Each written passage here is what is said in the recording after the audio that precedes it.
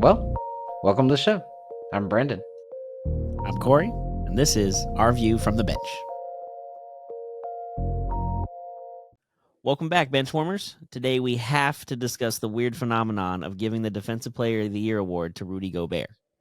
He almost never seems to earn it, but this year is really hard to make a case for him. Join us as we discuss why we think Gobert shouldn't have won the award this year. I'm Corey, AD voter for Defensive Player of the Year. And I'm Brendan, Wemby's lonely award case, and this is Our View from the Bench. Now, before we get started, if you're not already, don't forget to subscribe to the channel and hit that notification bell so you never miss any one of our new episodes.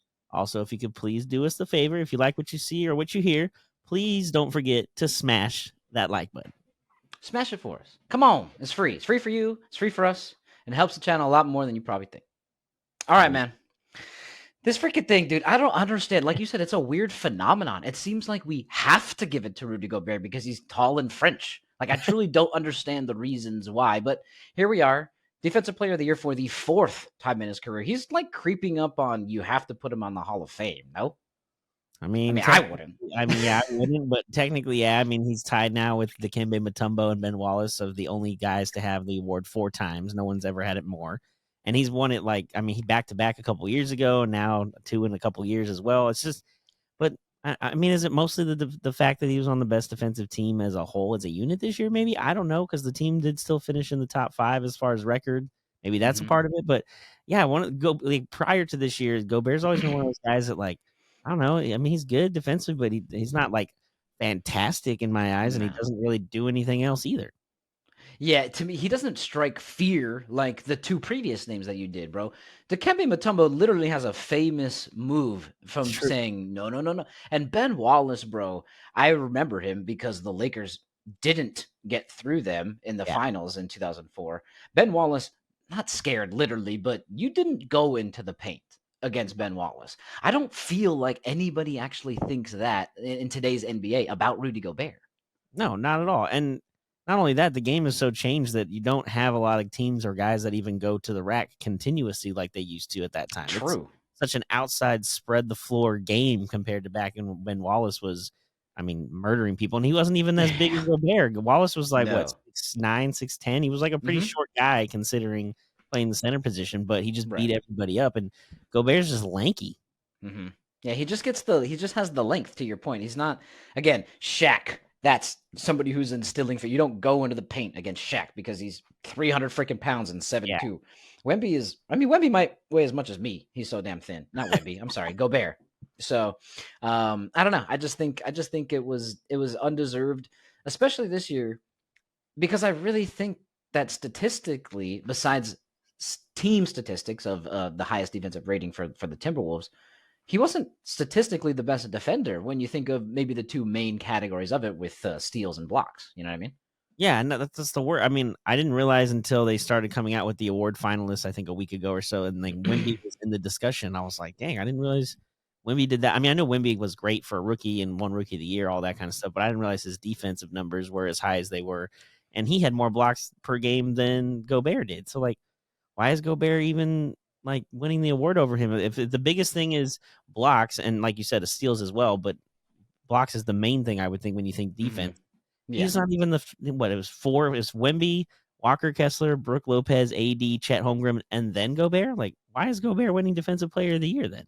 Yeah, there's 4 or 5 people above him in blocks, which is arguably the biggest category, to your point. Mostly for big guys. Like, if they ever do, a Defensive Player of the Year for a guard, it's steals and maybe defensive rating, like a Gary Payton kind of thing, right?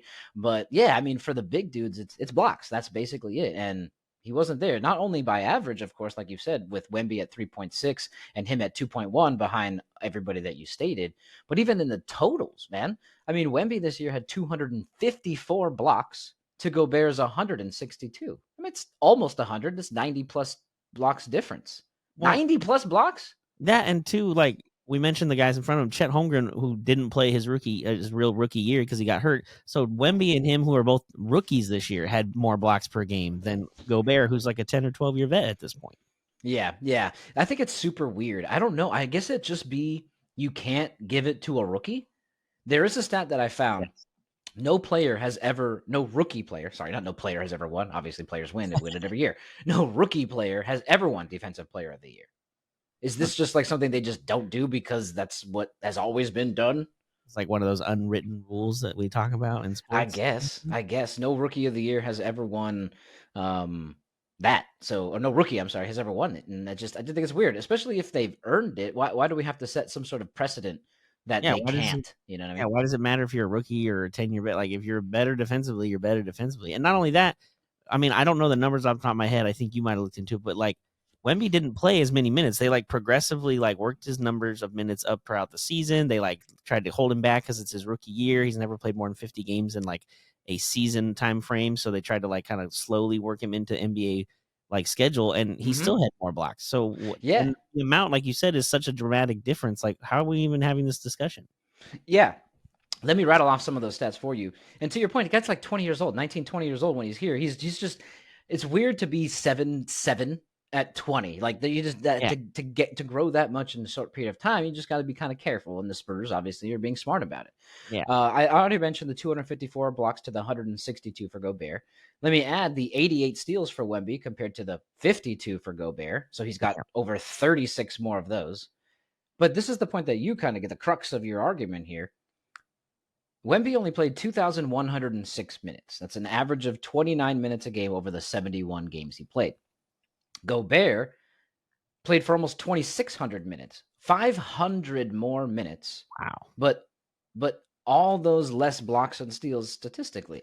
I don't get it. It must be best defender on best defensive team, right? Yeah, I mean, that would make the most sense because they, like we talked about, Minnesota was the best defensive team as a whole this year, and which is part of the reason they are where they are right now, at with 2 wins away from the conference finals. But yeah, like the numbers are not only significant, and now you talk about the minutes. So if he's playing, what is that? You said 29, and how many minutes was Gobert per game? Like 30 something. 35, I think. You're talking about 6 extra minutes a game over an 82 game season. Like that's a half a quarter. Like that's a lot of time that you're on the court more than this kid, and you have less numbers than he does, and he's never done this before. That just, how does that make equate to you being a better defensive player than him? It doesn't. It doesn't. And I'll add a little bit a caveat to it. It's the numbers, like, okay, so if we're doing best defensive player on best defensive team, well then why wasn't Shea the MVP? That's Yeah, the best player on the best that's team besides the East. I get that, but as far as the of who the MVP candidates were, right? yeah, Between Luka, Shea, and Nikola, well, Shea was the best player on the best team. So shouldn't we just do that? Oh no, it's different for that one. We got to give it to, like, what are the why? What's the difference here? I just don't get it. The other thing is this team defensive rating that we're talking about. Well, that's exactly what that is a team yeah, defensive rating. When we talk about it, there's other great defenders on the Timberwolves. That's why they have the number. It's not just because Rudy Gobert is on the team. That's why they have the number one defense in the league. Wasn't there a quote from Anthony Edwards right as they were playing the Suns? I know they've got KD, but we've got Jaden McDaniels. yeah. That's because Jaden. Did you anybody watch Jaden McDaniels lock down KD, Beal, and Booker for 4 straight games for the sweep? I And caught did. havoc over Jamal Murray for 2 games so far in their series as Mm-hmm. well. Like, Anybody see Anthony Edwards lock down anybody he wants whenever he wants? yeah, it's just again, it's a team defensive scheme. I get it, and but why do we have to give the best defensive player on the best? And I mean, arguably, Is he he the might not even best? be. I was just gonna say he might not be the best player on his own squad if you look at it. Yeah, there was a poll done by, or at least it was an article in Bleacher Report where I think it was the Athletic that did like an anonymous player survey of the NBA, and 142 of the NBA players were like participated. 81 answered the specific question of who do you believe is the most overrated player in the NBA. Majority of those player of the 81 answered Rudy Gobert. They said he is the most overrated player in the NBA. The next question on the list was, who do you think is the best defender in the NBA? Of the people that answered, only 6% said Rudy Gobert. Guess who had a higher percentage? Jaden McDaniels at 8.3%. Yeah, the guy on his own freaking team. Yeah, So NBA players are saying that the other guy's a better defender and possibly the reason why they have the number one defense. And that also goes back into this game. The way it's played today is more spread out, and everybody always wants to have a 3-and-D player, and that's exactly what Jaden McDaniels is. He sits outside, shoots corner threes majority of the time, and then he plays defense on the best shooter on the other team. And if the other players in the league are voting, anonymously or not, that he's the better player defensively than Gobert is, then why are we again having the discussion of Gobert being even in the category of defensive player of the year, not alone, let alone winning the whole thing? Yeah, yeah. If you want to keep him a finalist, I guess, but there seems to be at least 5 other people on that block list that should be ahead of him, in my opinion. So, Yeah. yeah, Well, I don't not know. only that too, because again, this is like a theme. It seems like with Gobert, he's won this award 3 other times we've talked about. If you look at the 3 years he won, like he wasn't even number one in the categories of you would think of defensive player of the year. Like let's go back to 17-18. He Okay. had 2.3 blocks per game and 0.8 steals, but he only played in 56 games that year. AD, who played in 75 games while in New Orleans, had 2.6 blocks, which is more, and More, 1.5 steals, which is almost double. more. Yeah, And yeah. Nola, New Orleans and Utah had the same record at 48 and 34. So like how is AD ending up not the defensive player of the year and Gobert is in 17-18?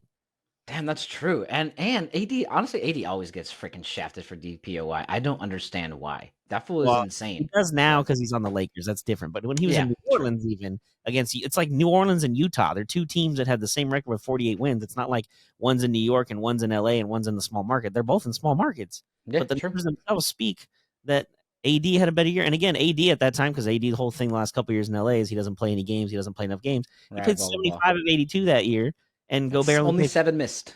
yeah, Gobert paid 56. Whether to injury or whatever, it doesn't matter. But That's not if the you point. average 2.3 in 56 games and AD's averaging 2.6 and 75, that means he probably has close to 100 more total like Wemby did this year. Yeah, ding. In today's rules, he wouldn't have won that award No, he wouldn't because have. he wouldn't have played enough games. He was 9 games Oh, short. that's true. I didn't even think about the 65 rule thing. You're right. You have to play 65 games in today's NBA in order to even be eligible for an award. Motherfucker only played 56 and still won with worse Yeah. numbers. Yeah. What else? There's a couple other years I know he won. 18 and 19. So he won back-to-back years. In the 18-19 season, he had basically the same numbers, 2.3 blocks, 0.8 steals. Third in blocks behind Miles Turner and Mitchell Robinson. And then you look at the steals, he wasn't even below the top 100 players in the league in steals per game. And that year Utah had 50 wins, which was the 8th most in the league. So like again, not that Not terrible. many. But Yeah, yeah, it's but he's just not the best. no, but not the best. And then the last one is 2021. Again, 2.7 blocks, so a little bit more per game, 0.6 steals, less than the other two. But again, second behind Miles Turner in blocks, and Miles Turner had 3.4 per game. So that's Jeez, that's almost a full block more. exactly. And then you look at the steals, but at 0.6, he's not even the top 170 of the league. And Miles Turner had 0.9. So again, what is our definition or thought of really who the defensive player of the year award is, and how do we get to that complete vote when we look at the team record, I guess, more so than the players' individual stuff? I don't know. It just doesn't make any sense. Let's start giving out team awards or something. You know what I mean? Like that. If that's going to be the case, the defensive team of the year. Like stop picking because Rudy doesn't deserve it. I'm not even trying to shit on Rudy. You know what I'm saying? Oh, no, He's not at only all. actually led the league one time. He's only led the league one time in blocks, and he didn't win Defensive Player of the Year that year. Draymond Green won. I think it was like 16, 17, something like that. It's the only time he's ever led the league in blocks is 1 year, and he didn't even win. He wins all the other years. So how does that? Yeah, Make it how make does that sense. make sense? I don't. I can't do it for you. I'm not an NBA award voter, so it doesn't really make any sense to me. Does Yeah, not it make sense. really doesn't make sense to. Yeah, it doesn't make sense to me either, and that's why we pretty much kind of put this episode together. I neither of us really believe that he is the guy that should be winning these awards. Again, I'm not saying he doesn't deserve to win any awards. I'm just saying of all of these defensive player of the year, Corey was able to break down why he hasn't really needed to win any previously. And we had a long conversation about why he definitely shouldn't have won it this year. I don't know. I just don't get it, man. I just don't get it. So, but what I want to ask though is I want you guys to let me know down below. Let us know down below in the comments whether or not you actually think Rudy Gobert deserved this award. Let us know. Defend him if you're on his team, and if not, let us know who you think definitely deserved it. I think both of you and I are on the same page here, right? That we think it should have been Wemby. Just based on the statistics alone, there's no way that it couldn't have been Wemby. We're on the same page on that, right? Yeah, for sure. I think it should have been Wemby defensive and rookie of the year for sure. Yeah. I guess nobody's ever won that before, and then that's the precedent. But It is what it is. Let us know down below if you agree or disagree. Before we go, though, being that it is Mental Health Awareness Month, we're going to bring back another Corey's Mental Health Minute. We're going to drop it in the little nugget here. Corey, please take it away, my friend. Appreciate it. So yeah, I haven't done this in a while, but since like you mentioned, it is May and it's Mental Health Awareness Month, I want to make sure we at least did it at least once or twice this month. Normally, I give you guys a quote and then like a website to go to, but I'm gonna do something a little different because I've been trying to like find some more podcasts and things to listen to kind of help when certain situations or thoughts or moments kind of come up. So this time, I'm going to share with you guys a podcast that I found on YouTube, which if you like listening to podcasts, which I hope you do because you're watching and listening to ours, so that's if you'd like to, there's a doctor. Her name is Julia Christina, and her YouTube page is Julia Christina Counseling. She does just like 15 to 20-minute videos about a certain topic about mental health, or if she had a situation come up in her own personal life and how she kind of got through that moment and dealt with it, and just kind of explains like her checklist of how to get through it or work your way through things. So again, if you don't want to get help through therapy or with a therapist or like really reach out and go through doctors and all that kind of stuff, at least there's another way to go through podcasts and kind of get somebody who is a specialist and can give you some ideas and things to work through. Yeah, I like that, man. I like that. Again, you're not alone, man. If you need a friend, drop it in the comments. We'll be your friend. Find somebody to talk to. Not alone out there, and everybody matters, man. Everybody does. Facts. Well, appreciate you all stopping by. Thank you, as always, for seeing things from our view from the bench. I'm Brendan. And I'm Corey. Like we always say, enjoy the sports until we talk again. Peace.